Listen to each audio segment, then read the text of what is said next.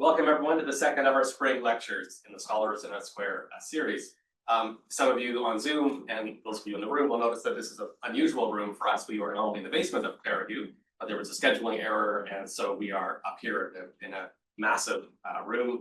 But we will recreate the kind of warmth and intimacy of the downstairs space. A quick word about format. Our speaker, Dr. Dietrich Jung, will speak for about 20 minutes, and then our current faculty fellow, Dr. Zahira Jinnah, professor in our social work department, will engage in a 20-minute conversation with Dietrich. And then after that, I'm going to have a roughly 20-minute open conversation with Dietrich, Zahira, and anybody else in the room. Our speaker for today is Dr. Dietrich Jung, professor at the University of Southern Denmark in Odense, where he was most recently head, and he currently is still the head of the Center for Modern Middle East and Muslim Studies. Dietrich is quite well known, not just in Denmark, but and not just in Europe, but actually around the world, as an acute theoretician, sociologist, political theorist, and generally quite suspicious character. I mean that in every sense of that word, with deep knowledge of Muslim societies, both past and present. In addition to his own work, which combines critical readings of sociology, history, and Islamic studies, he's well known to many people in the CSRS community because he has sent us several brilliant PhD students over the last decade. We've come to know and enjoy these young scholars as they've worked on dissertations related to Muslims in the modern world. Dietrich's publication record is long and varied, but most recently he published a chapter in the Routledge Handbook on Global Islam and Consumer Culture, and an article in the journal Intellectual Discourse. Not long ago, he co-edited Modern Muslim Subjectivities in World Society, Global Structures and Local Practices. And in 2011, he wrote Orientalists, Islamicists, and the Global Public Square, or Sphere, pardon me. Before I turn the podium over to Dietrich, I want to acknowledge and respect the Lekwungen, Songhees, and Esquimalt peoples on whose traditional territory the university stands, and the Lekwungen and Salish peoples whose historical relationships with the land continue to today. Well,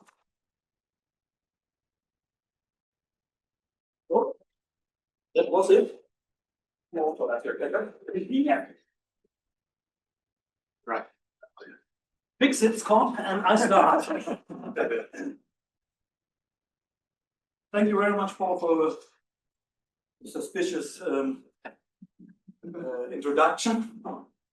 And thank you, Zahira, for joining us later, or me in discussion, and us as the audience. If Scott has fixed, we can move on. The first picture you see here, what's too quick now, is the bridge over the Tromsø fjord in Norway, which is very deep in the Arctic, but not as cold as you would imagine, which has something to do with the Gulf Stream. So interestingly enough, the waters are never really frozen through here. There's ship traffic all the time, though it is far behind the Arctic Circle. So what are we going to do today? This is the program. It's important to say I'm not the one who's doing the field work. And therefore, it's more the general framework of this program, which I will present you today. We start with the context, the academic context. I move on to the idea, how did I come to this rather odd subject of Arctic Muslims? What is our field? Norway and Canada. Then some questions and rationales of the research, task and aims of research, and very minor findings if we have already some of them. So let me start with the context. The project is part of a larger research program, which I call Modern Muslim Subjectivities. And the purpose of the whole program is to trace Muslim imaginations of modernity in the past 150, 200 years. And they are very different. But in the center, there's always the rather modern question, how to be authentically modern. how to combine authenticity and modernity. And this brings us to unifying elements and differential elements in modern subjectivity formation. One of my major arguments is that Muslims are not just different, but they are very often also very similar to European or so-called Western ideas about subjectivity.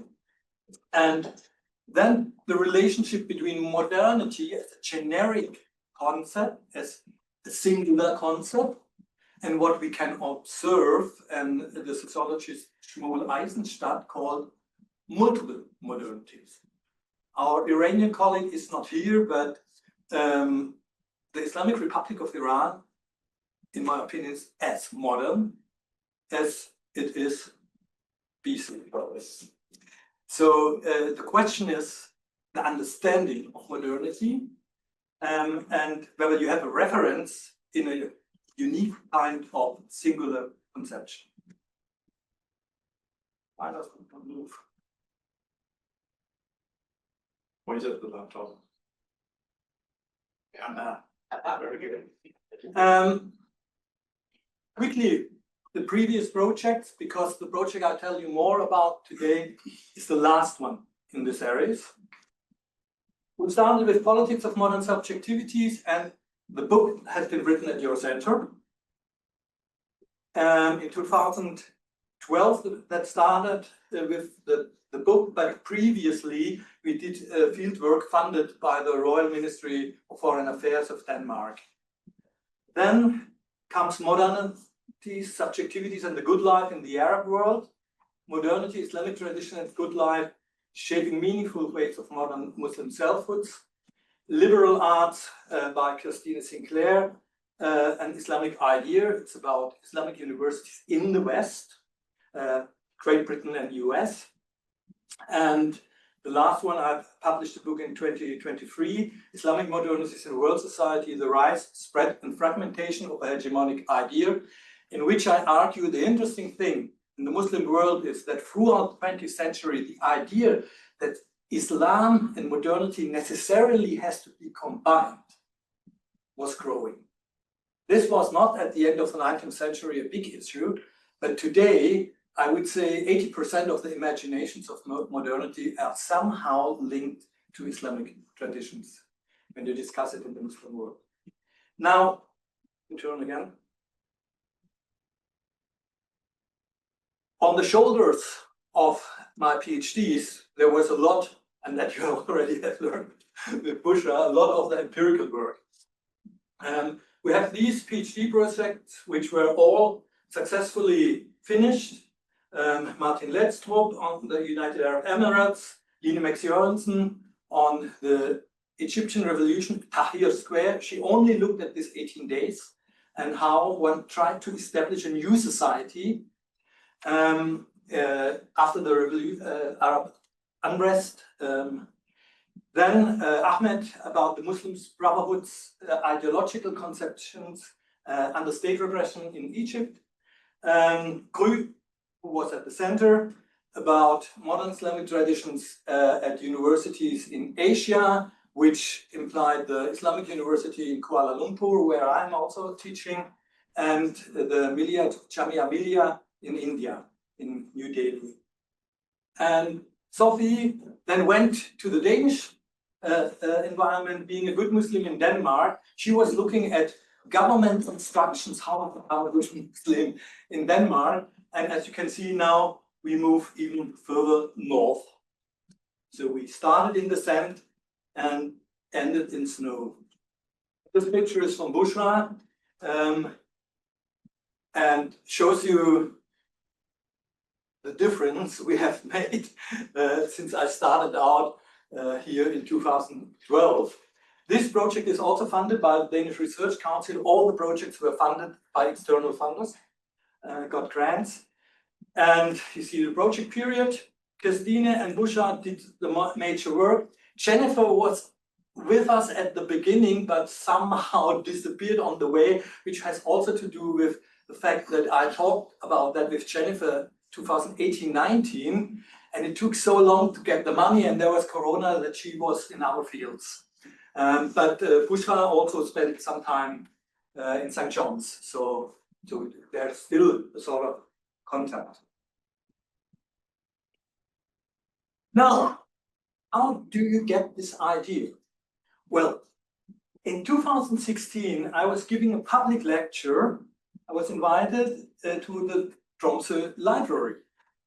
And there was a good crowd, flying hours, no problem, about 100.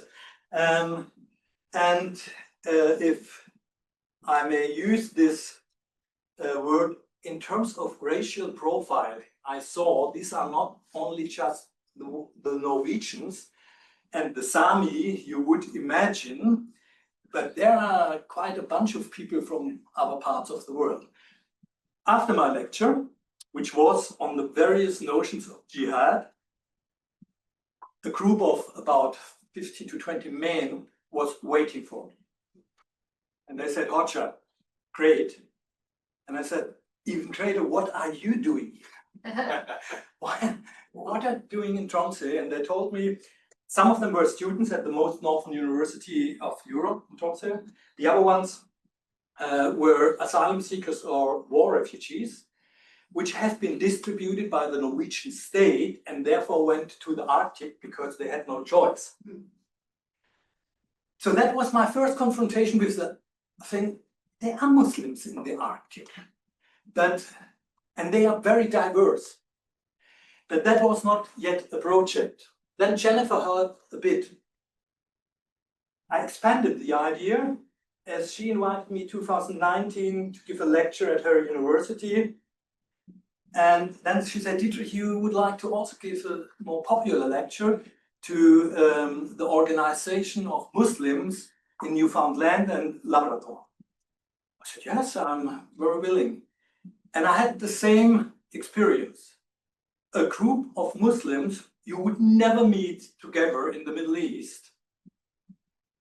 Shia Muslims, Sunni Muslims, more Sufi-oriented, more scripturalists, plus different ethnical and linguistic backgrounds, who all, for me as a scholar, funny enough, attended the same mosque and were together in the lecture room and discussed things with me. And then I thought, this is from a perspective of Islamic studies quite interesting. Some questions are raised, and I thought, probably you should do a project. That was wrong side. No. Are we already in the Arctic Circle? Yes. Dealing with Muslims in the Arctic. There are no Muslims in Greenland. That would have been the most easy one from Denmark before Trump came to do studies there. They are in Sweden and Finland, but I do not know a single scholar working on that in both countries. Norway, I have very good contacts, also to the Arctic area.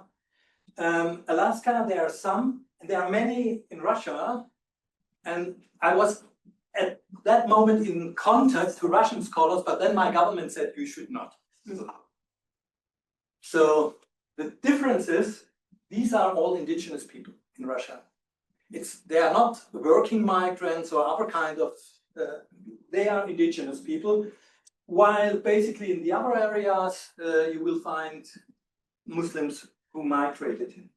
And one decision was we do it in Norway and Canada because I know also folks here who could help. And so this was the way we went into the field. I try again myself, yes. In Arctic Norway, as I said, it's amazing. Arctic Norway starts here with Bodø, where I soon will be for a quick visit. Tromsø is already up here, and the Arctic Circle is here.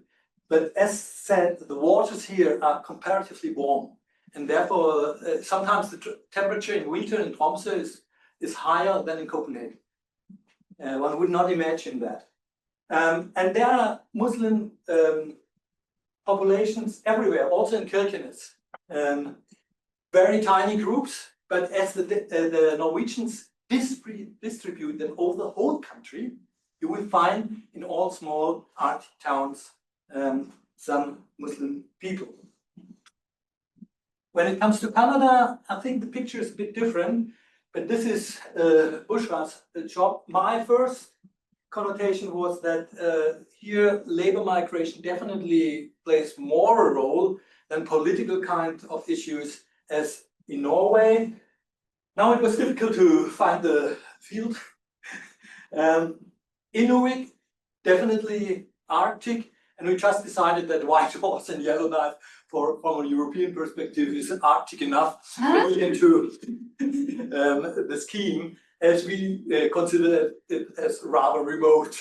And in comparison, I think to Tromsø and to Norwegian infrastructure also, which is enormously developed, we are probably not that wrong. So what were the directly arising questions? I already went into it, migration patterns. How did it come? That was the initial thing in Tromsø. How did it come that these people are here? Community making. If they are so diverse, how do they make the community? It's almost as in the Prophet's time as you had to make the first community. And that's from an Islamic studies perspective, enormously interesting. Also from a religious studies perspective, because they have completely different understandings of the Islamic traditions, but they have somehow to merge with them. Regional practice and environment. Yes, this comes, everybody, when I talk about the Ramadan, what do the people do? The clever ones, in my opinion, they say, well, it's Mecca. So that makes it more easy. Some use Oslo because there's this other tendency, some Istanbul. But I talked to Muslim students in Tromsø who told me, well, there was actually a Turkish scientific research group looking at animals in northern Norway, how they manage daylight and nightlife, in order to find out what would be appropriate in terms of Ramadan. And those guys said to me, the Turks. So there are many possibilities. Ramadan is not a problem. Halal food can be a problem. And other things you would not think about, as the first Indonesians came to Suriname, they were discussing about the Qibla, the direction of prayer, because they were used to pray to the west. And now they should pray to the east. And some of the Muslims argued, for generations we prayed to the west. We do not shift now to the east. But certainly, if you go around the globe, you also can come to Mecca by the east. But as you see, you as a researcher in advance, you do not really know what kind of practical problems will arise. And then certainly we have the question about who has religious authority. Not only because of the mixed people, but locally there is no established authority. However, direct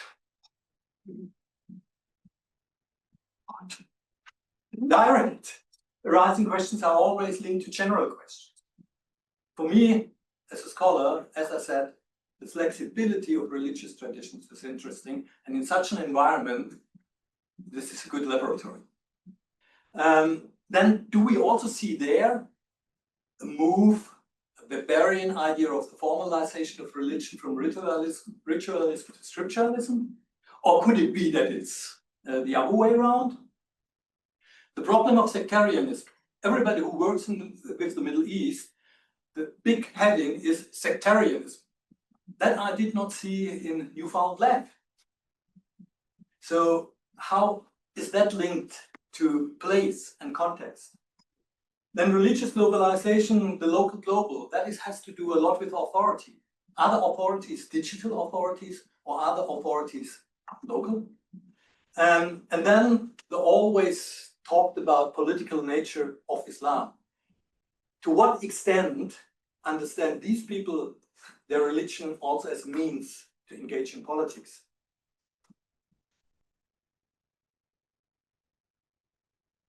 I'm more interested in the general questions, to be honest, than in the particular ones. And that I refer to Clifford Geertz, who once said, the locus of study is not the object of study necessarily. Small facts speak to large issues. So what I found in these Arctic communities was precisely a collection of small facts, and in the background I had broader general questions of my discipline. And I think he is utterly right in that suggestion that you can learn a lot, because everybody asks you, 30 Muslims there, 25 there, 150, why do you feel that? Yes, in Cairo, 30 million. So I think it's more easy to get new knowledge when you go to the Arctic. Research tasks, one would be just to map out. It has never been done. We do not really know how many Muslims live where in Arctic regions. Then, as said, the migratory patterns, interpretations of Islam and practices of Islam in this region. One thing which I would be very interested in is also with contact with indigenous people. I mean, Muslims always also related to nature and to mystical figures like jinns or something like that, which is even in the Quran. So does that heritage come up again in this kind of new environment, or does it not? Contextual differences between Canada and Norway, which are clear in the political legal realm. Environmental questions, does climate change or something like that play a role when you live there much more? Well, in Riyadh, you also can expect that soon it's 70 degrees centigrade and that climate change plays also a role. And then again, this interlacement of global and local, how is authority formed? Where do people get their knowledge about their religion? Do they build up local new knowledge? So these processes are interesting. Last slide. The first finding, I think, Bushra, with that we can agree together with Christine, is the crucial relevance of the mosque, which is not just a house of worship, but also of social gathering. So mosques, and my colleagues in Malaysia at the Islamic University, the first thing they said, how do they organize prayer? Do they have a mosque? Or so they say when we're traveling, the question of prayer is very important for us and where to do it. Then the social embeddedness of religious practices. To what extent does this specific social environment lead to new or different interpretations of the traditions? The political and legal framing of religion, again, here Norway and Canada is very different. The Norwegians do not want to engage all too much into religion, and there's religious freedom, but you should not, there are also red lines which you should not transgress. Then the relevance of digital religious education. I have always the suspicion that this is exaggerated, as if everybody only gets his or her knowledge from the net. And then the failure of previous assumptions. I already see quite a number, and my superiors at university, they get always nervous when I say, well, good research could mean you fail completely, because then you know that the questions you posed once were wrong and that this path does not work. So this brings you to new ideas. So my dean is not very happy for when I say that, because of the idea that you always should have in your research basically a confirmation with what you set out. That's it, basically. We can go into discussion. Now, you're up.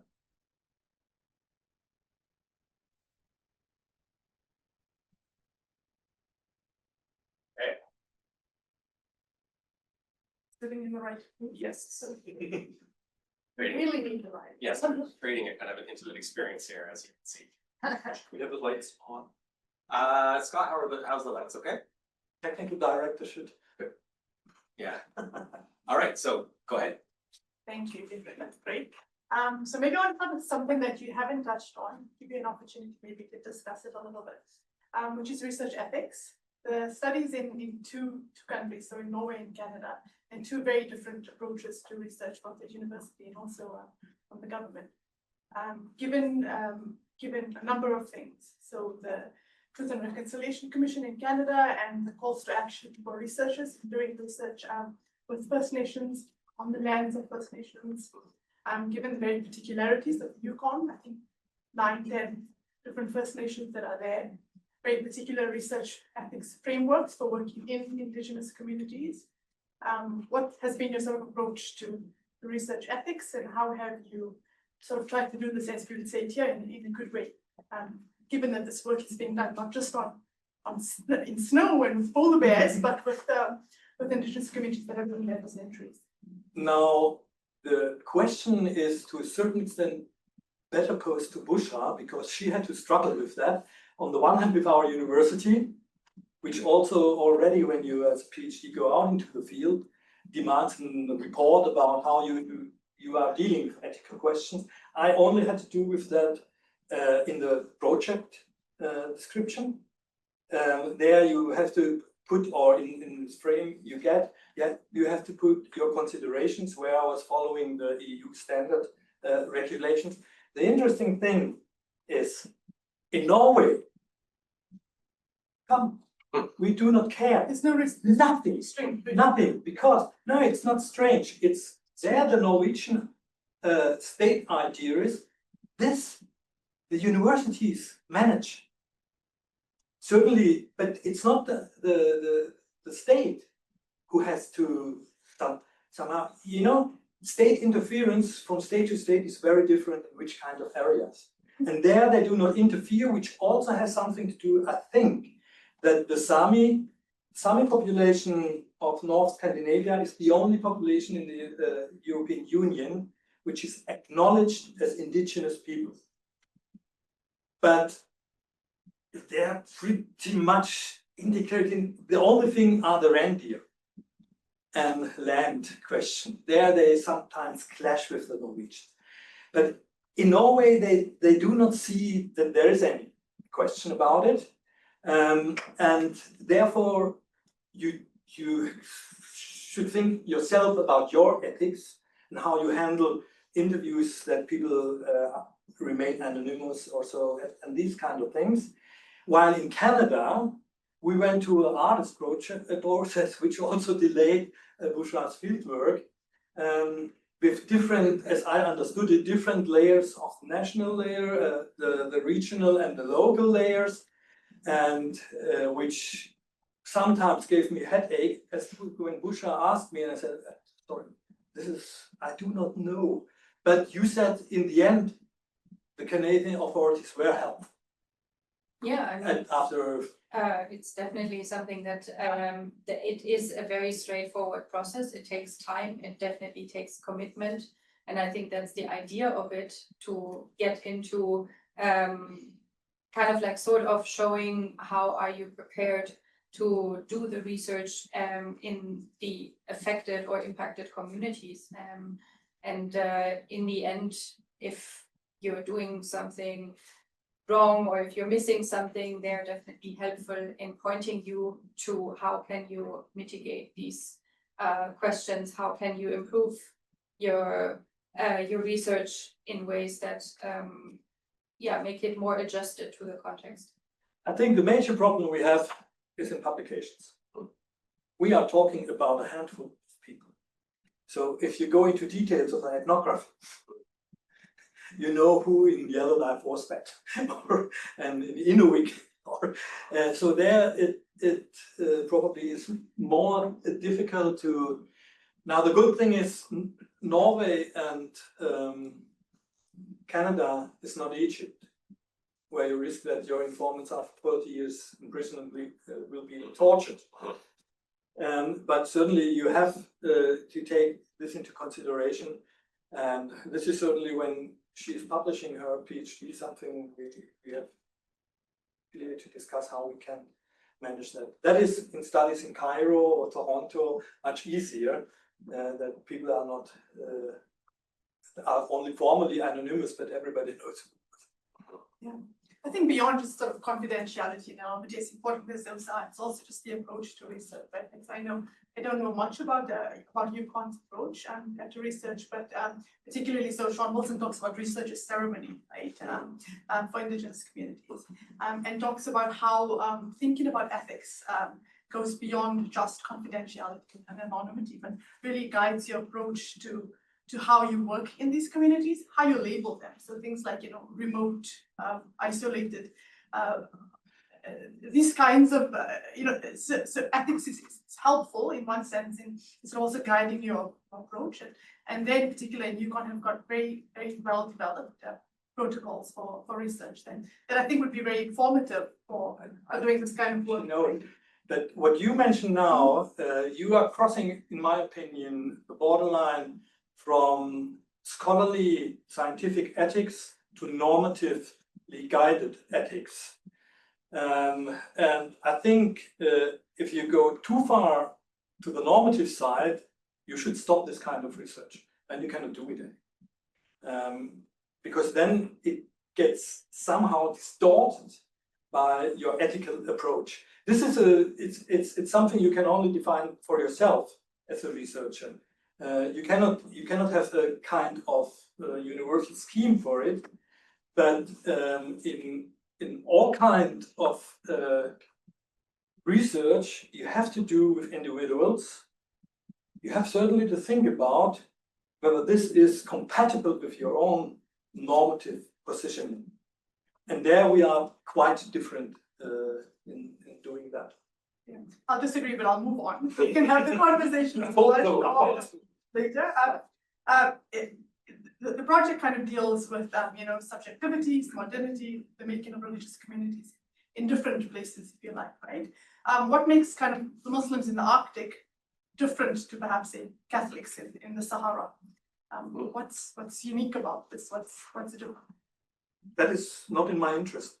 I never thought about it because I'm a scholar in Islamic studies. Not saying you should do this, but I'm saying how is this situated perhaps in the literature which with other religious communities in different spaces. I'm not suggesting you should change your research. You have certainly scholarship in the study of religion where small Christian or other communities, there in Denmark, for example, we have a lot of studies about Tamils in Denmark because there was during the war strong migration to Denmark, and how they conduct their religion, which interestingly enough here, which points to the relevance of the political and legal framing. Those Tamils, which basically include Sinhalese and Hinduism practices, they very much follow the Danish kind of social context. They have temples where they worship, but otherwise they follow this kind of religion out of the public approach. So there are studies, and it depends on the concrete research question whether this is the study you can put in a comparative way. I always suggest that you cannot do fieldwork everywhere, so therefore you have to have a kind of secondary literature comparative scheme for your work. There is not much about Christians at least on the Arab Peninsula, because they are not allowed to public worship there, despite Oman. But there is certainly a lot of it about Copts in Egypt, about the different branches of Christianity in Syria. But this is something which, from my research interest, is not a comparative model, not at all.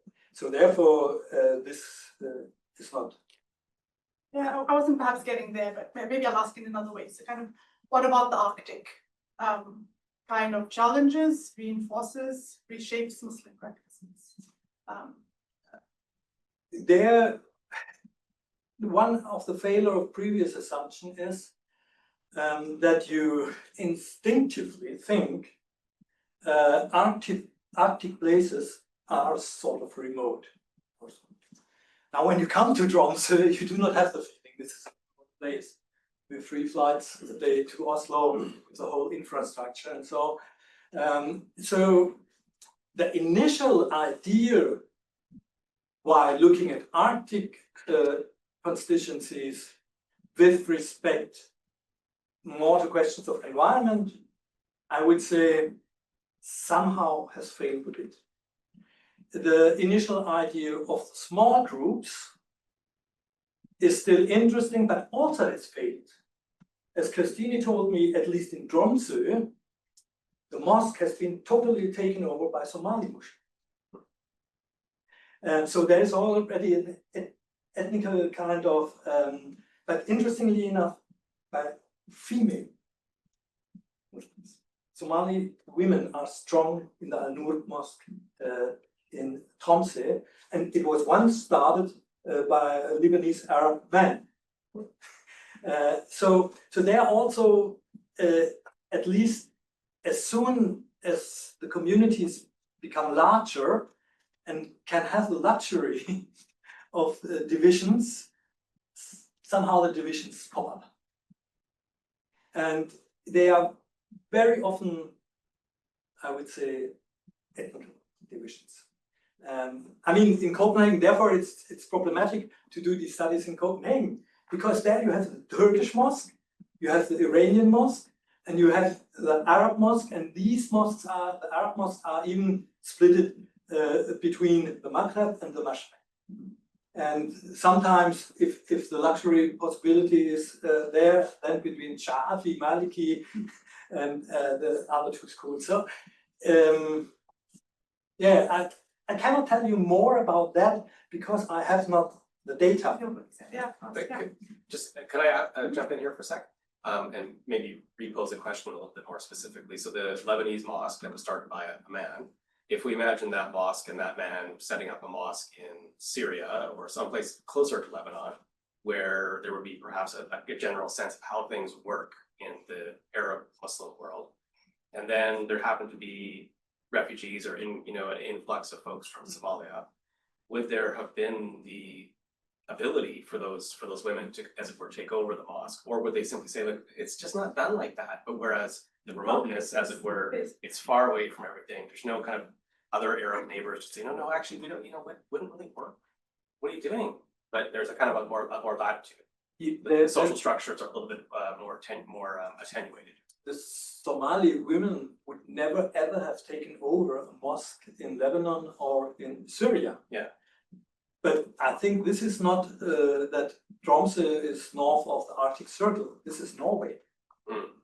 Okay. I would say these are the political, legal, and cultural impacts of the country.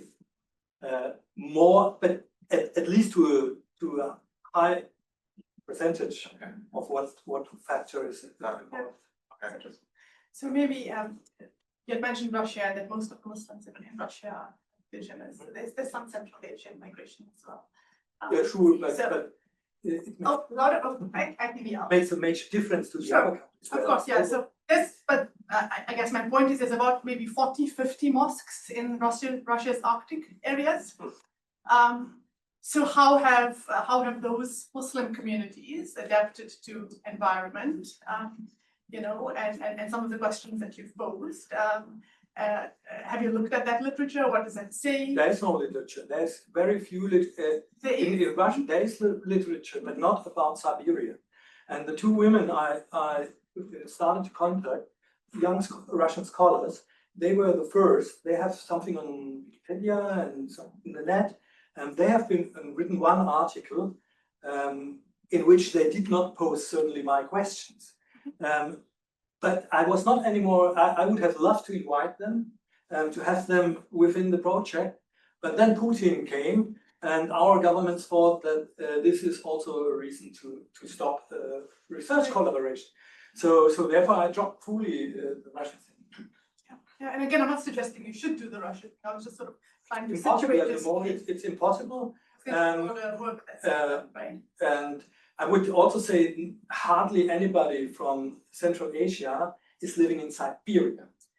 they moved to also industrial centers of Russia and are not in the most northern parts of Russia. But I retire before this is possible to do, so don't ask me. Again, not suggesting you do it, but at this point. And I will not do it under retirement. What? Yeah. That's like a fun trip. I don't know, for me, the interesting thing here, Dietrich, is the sort of the migration methods, and I think you speak to that. So maybe can you expand a little bit, like, does migration states, does it matter whether you're an international student, whether you're a labor migrant, whether you're a refugee that's forced to live there? How does this shape the making of the community, the relationship with other communities, the interpretation of religious practice? This is a very good question, because this also, I would have loved to have Christine now in the audience, but she left university. And in Tromsø, that Somalians take over has probably something to do with their attitude to the Arctic. First thing I heard about Somalian refugees in Scandinavia was in Finland. And a Finnish scholar doing migration studies there, he said, the interesting thing is, from the Somalis, I always get the response, well, basically, this is similar as where we come from. The temperature is different, but this vast land and cattle, and we feel at home. The one who comes from Cairo or Beirut, it's not want to stay in the Arctic. So they have the chance after 2 or 4 years to leave. And they went then to Oslo, Bergen, Stavanger, Trondheim, and left the Somalis slowly, probably, I cannot count with numbers now, but becoming a majority amongst the Muslims. So this is quite interesting to see. And Christine told me that Somali interlocutors she had, they said, well, we are now settled, so we stay here. How many generations do they have kids then? I think the most early ones in the 80s already. 80s, yeah. And then you will find also quite a number of Iraqi Shiite Muslims who came also in the 80s. These are the old constituencies in Norway, because Norway was a poor country before the 1970s. Utterly poor country, and then they found oil and gas.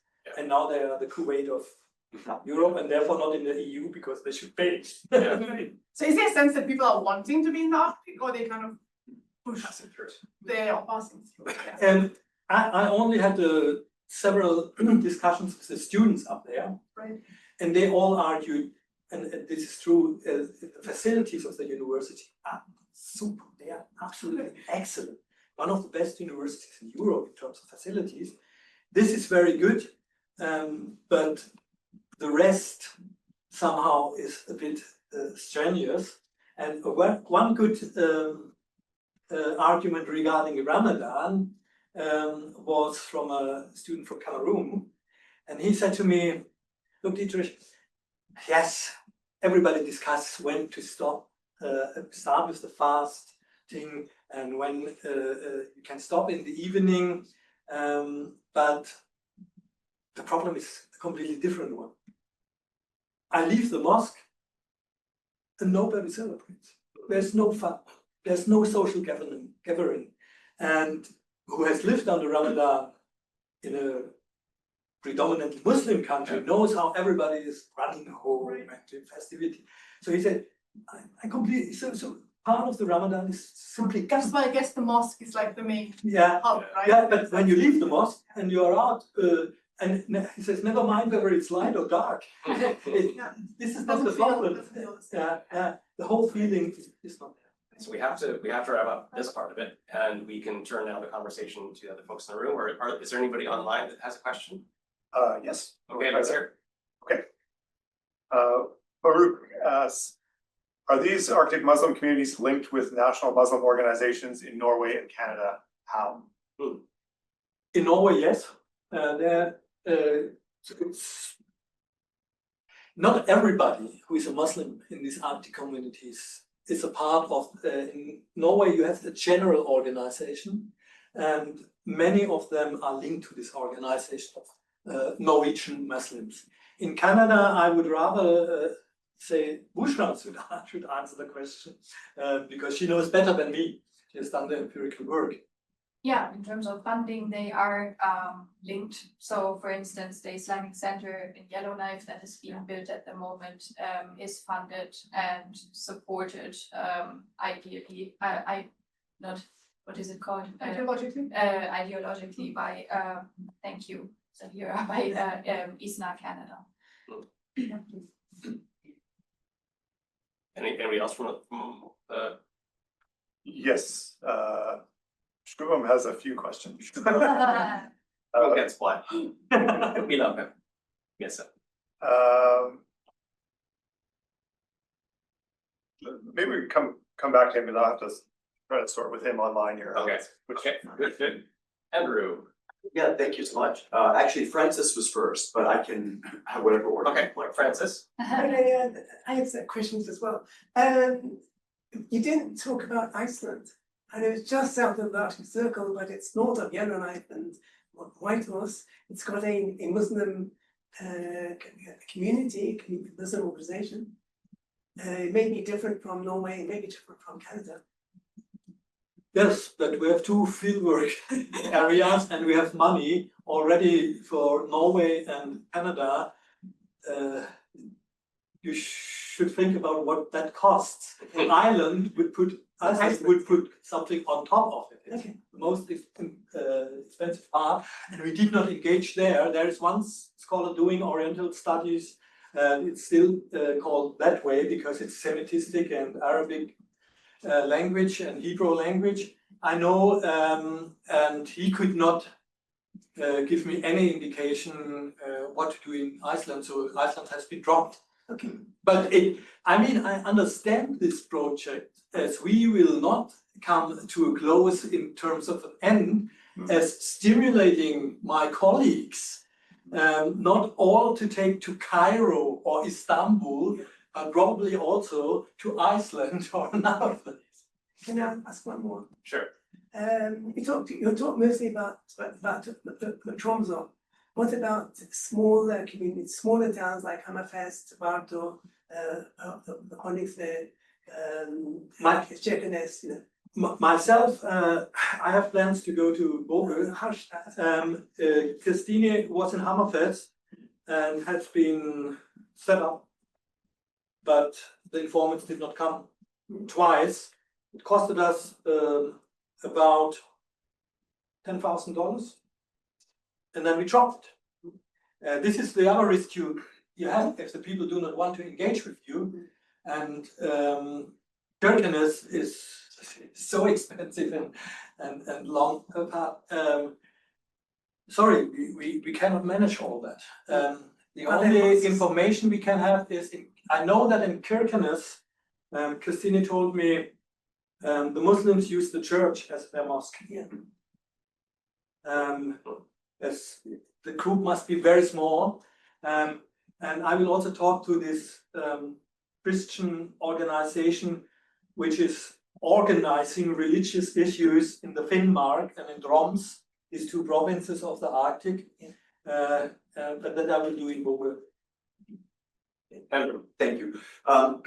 To what extent are any of these communities affected, or to what extent do they feel affected, perceive themselves as affected by strategic and security rivalries over the Arctic? I realize the Greenland thing is more recent, maybe after you did the field work, but just your thoughts on any of that, not Greenland specific, just over the Arctic generally. In Norway, not. There you only could say there's a problematic with Svalbard. What is Svalbard in English? Svalbard. This island, Yes. very, very north. What is the name? It's Svalbard? Svalbard, yeah. Svalbard. Svalbard. There are no Muslim people, but there the Norwegians are concerned because there are still I think together Ukraine and Russian people on the island, and this is considered as a Arctic problematic. The rest of Norway, they say we are NATO. No problem. Canada, I know I saw a movie but that were indigenous people who helped Canadian security staff in the most northern parts of the The country. Rangers, Canadian Rangers. The Rangers, yeah. And we have what Trump did not like so much, or think is not enough. We have 2 slides and 20 people who slide around Greenland, and the incumbent king, he has done it also as a military officer. And previously, this was from a Finnish perspective enough. The problematic starts actually with the ice melting now. But you should all know the Americans have in military terms all rights in Greenland signed by the Danish government. So the security issue, Trump wants the money from Greenland and not security, if you ask me. Paul, could I just, thank you so much, could I just push one step further with that? Dietrich, thank you so much. And you know, it's interesting because in the theoretical portion of your talk, when one sees work on, you know, Muslim communities and modernity or multiple modernities, the term securitization sometimes comes up. You know, how communities are perceived as security threats. So is there any respect in which, I mean, given that this is a precarious strategic area, is there the potential for communities who already might feel securitized in other Western or European locations to kind of have that, I don't know, target put on them in this instance? You have, thank you for that, my good colleague Ole Weber, with whom I was working together at the beginning of the 2000s. He has shaped this kind of concept. Muslims are securitized in Europe, and I guess in Canada as well, also in Norway. And Christine said, when you look at the newspapers after 9/11, also the local newspapers in Tromsø were full of kind of securitizing discourse. However, she said, meanwhile in Tromsø, this is not anymore a big issue, but in Oslo or in Bergen, much more. Interesting. In the cities. Thank you. Oh, sure. Yeah, maybe jumping in on that, if it's just working here, is that like in Inuvik, I came across a morning of an experience that had happened where when the Midnight Sun was inaugurated, and around that time it was also broadcasted on Canadian news how the construction of the building happened, how it got there, and then folks became aware of the existence of a Muslim community up there, and then there were several journalists coming into the community trying to research and link the idea of, oh, it's interesting that there is a Muslim community here just shortly after the Jew lines have been taken down. So that is definitely, I would say, speaking to the idea of how communities are securitized. But that was more an interest of, like an external interest of larger Canadian media than it was a local concern. Thank you. Yeah, Dietrich, one of the, speaking of, Andrew mentioned the theoretical framework that you're using. I think it might be useful for many folks in the room to hear you talk a little bit about how you connect the kind of academic discourse around Muslim, around multiple modernities to what you're seeing in the North. The point is, I start out from a sociological theory of subjectivation in modernity. This is certainly coming from Michel Foucault. There are other post-structuralist scholars working in that direction, and I worked on, you have, in not a post-structuralist perspective, rather in a Catholic Christian perspective, Charles Taylor from your country, but also doing work on modern subjects. And there the idea is that you have to construct yourself as a modern individual with relation to types of subjectivity. Now, what I discovered, sociologists are only using empirical material and historical material from Europe and North America, and Europe, basically France, Britain, and Germany. You won't find Poland or Hungary. And also not Greece or Portugal.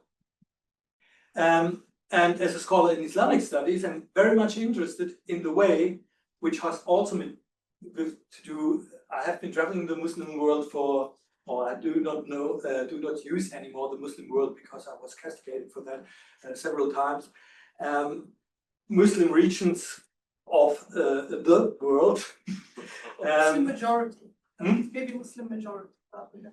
No, the problem is people then say you essentialize Muslims if you talk about the Muslim world.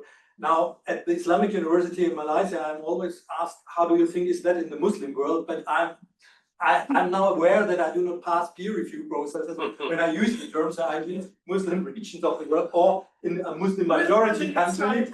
But if you use that, my Turkish friends say, don't call us a Muslim majority. I do not feel Not gonna wear his one. so this is really problematic. And that is what I think, when the normativity gets too strong, then you get really a problem and you get mixed up. But now Subjectivities. subjectivities. Yeah. And what I think interesting is I read the stuff and I can see this kind of generic types of subject, peer group oriented people, the liberal kind of I'm a self-made man or woman. This exists in the Muslim world as well, and they are competing with each other. And that was the first story we wrote about youth movements in Jordan and Egypt, different kind, and with what kind of subjectivity they align, which I took out of the sociology books of the white man sociologists. But it was enormously, in this book published 2014, helpful to organize what we observed in Jordan and in Egypt. And Ahmed always confirmed me when it comes to the Muslim Brotherhood. Hassan al-Banna was rejecting everything European, but he was nevertheless a part of his times. And the idea of an organized modernity with closely following peer group of standard Muslims, standard Germans, standard Americans, standard Japanese, pretty much fits for the understanding of the Muslim Brotherhood and the way he organized this movement. But he has done it, and there come the multiple modernities in a completely Islamic way. This does not say, there are scholars, they say, look, the fascists, the socialists, and the Islamists, they're pretty much the same. No, they are not the same. But they are organized with being informed by a certain more global type of subjectivity. What they do is contextual and historically very different. But you can work as generic concepts with that. And I'm always more interested in social theory than in the reality we face. There's a sense in which there's kind of like scripts available to people. Yeah, Yeah. you could That's call it for over scripts. you and Stefan and other people in that Yeah, project. and I have now a student who is also doing Muslim. Everybody wants to do. I always say to them, "The Muslim Brotherhood is now really done." But certainly for students, it's also the sources are available easily, and so it makes sense. Yeah. And he looks.